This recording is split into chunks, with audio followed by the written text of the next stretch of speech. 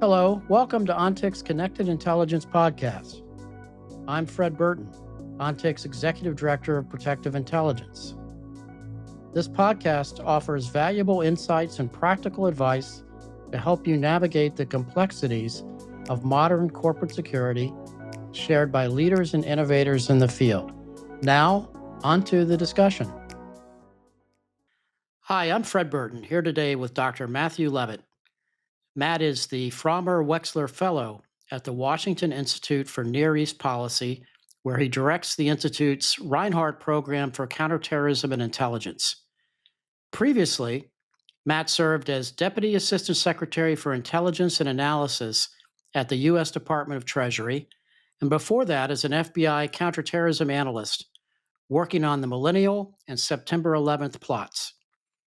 Dr. Levitt also teaches at Georgetown University School of Foreign Service and is a member of the Council on Foreign Relations. Matt, welcome to the ONTIC Connected Intelligence Podcast. Brad, it's a pleasure to be here. Thanks for having me on. Matt, first, before we get started, I want to thank you for including me in your wonderful podcast, Hezbollah's Golden Rule, I believe it was called. Thank you so much for including me. You were a fabulous guest, and you have an amazing personal story to tell about the hunt for Hezbollah terrorists. So thanks for participating. It was really great.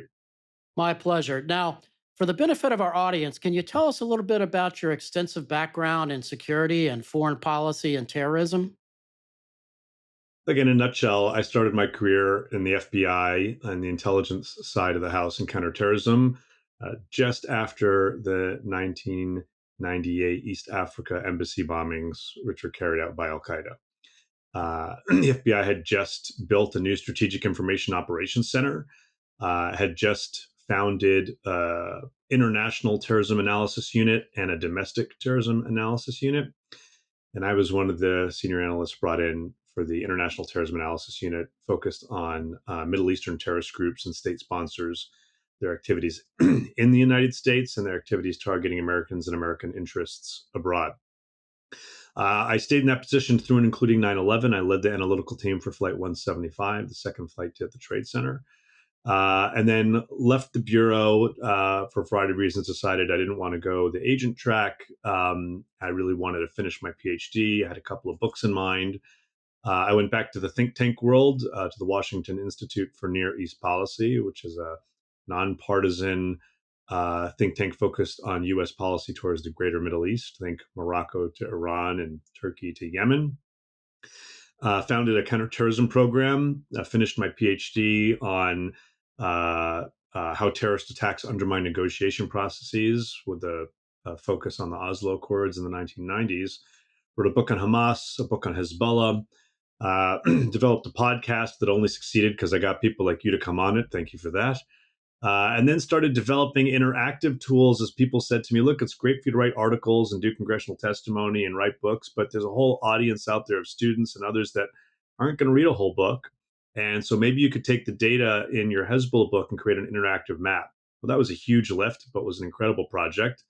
We did that. We're still populating that with information all the time. And now we just released our interactive map on Iranian external operations using the same mapping company and basic platform to try and create an unclassified, open access, free to all resource where people can literally see visually, map out where these things are happening. We could code them differently. People can see who are the targets, who are the perpetrators, when are they happening, where are they happening. And then we provide as much data as possible, source information, so people can dig down themselves. And so it's really amazing to be able to take that government experience. I later was a Deputy Assistant Secretary for Intelligence and Analysis at the U.S. Department of the Treasury, take that type of experience and apply it now kind of in the OSINT, open source intelligence domain. Well, you have an amazing background, Matt. And as you and I both know, Hezbollah, Iran, is something that's near and dear to my heart, going back to all of our disasters in the 80s, from the embassy bombings to the kidnapping of our station chief. How do you see security teams leveraging this wonderful mapping tool you created to better protect their executives and organizations? Well, I think one of the big things that we found looking at the data set that we put together, and the map sits on top of this data set, is that actually we're looking at multiple different types of plot lines. And a lot of people, a lot of journalists will loop them all in together as Iranian plots. So, first of all, we're dealing with different types of plots.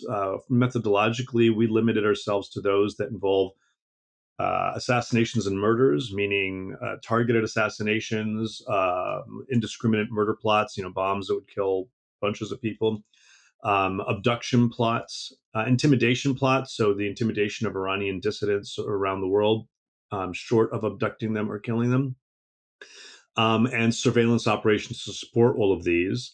And as a side note, within the surveillance, we include cyber operations only insofar as they are cyber operations for targeting purposes, trying to figure out what you want to target former Secretary of State Michael Pompeo. You're trying to intrude on people's computers, people who might know where the secretary might be next week, that type of thing. We're not including Iranian ransomware or penetrating Boston Children's Hospital or messing up the computer system for a dam in Pennsylvania, all of which are real cases, but not cases for this map. The second thing is that there are different plot lines. So, Iranian operations trying to assassinate current and former U.S. officials is really something that only peaked after the targeted killing of former Iranian Quds Force General Qasem Soleimani.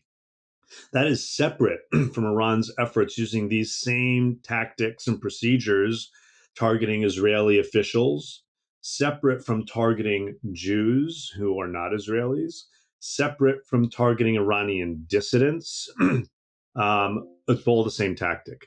In particular, for your clientele and your audience, I'm really drawn towards Iran's. It's a smaller number, but Iran's focus on both Israeli and separately Jewish prominent persons. These can be persons who are major leaders in the community, people who are involved with pro Israel organizations or Jewish communal organizations more broadly. But that also means, by definition, you're going to be dealing with some prominent Jewish business people